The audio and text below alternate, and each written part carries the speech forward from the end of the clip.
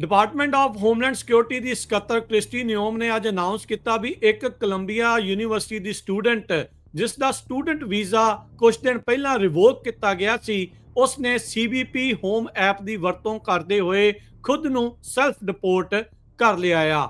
Trump ਪ੍ਰਸ਼ਾਸਨ ਇਸ time Columbia university ਦੇ ਵਿੱਚ ਉਹਨਾਂ ਸਟੂਡੈਂਟਸ ਦੇ ਮਗਰ ਲੱਗਾ ਆ ਜਿਨ੍ਹਾਂ ਨੇ ਪ੍ਰੋ ਪੈਲਸਤੀਨ ਪ੍ਰੋਟੈਸਟ ਉੱਥੇ ਕੀਤੇ ਸੀ।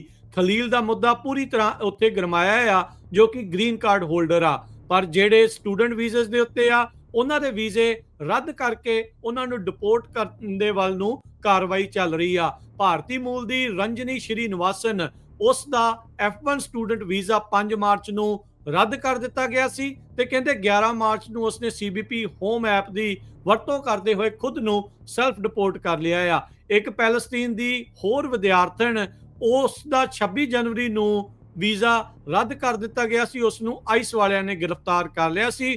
ਟਰੰਪ ਪ੍ਰਸ਼ਾਸਨ ਦਾ ਕੋਲੰਬੀਆ ਯੂਨੀਵਰਸਿਟੀ ਦੇ ਉਹਨਾਂ ਵਿਦਿਆਰਥੀਆਂ ਦੇ ਉੱਤੇ ਤਿੱਖਾ ਪ੍ਰਤੀਕਰਨ ਹੋ ਰਿਹਾ ਹੈ ਜਿਨ੍ਹਾਂ ਨੇ ਪੈਲਸਤੀਨ ਦੇ ਹੱਕ ਦੇ ਵਿੱਚ ਉੱਥੇ ਪ੍ਰੋਟੈਸਟ ਕੀਤੇ ਸੀ।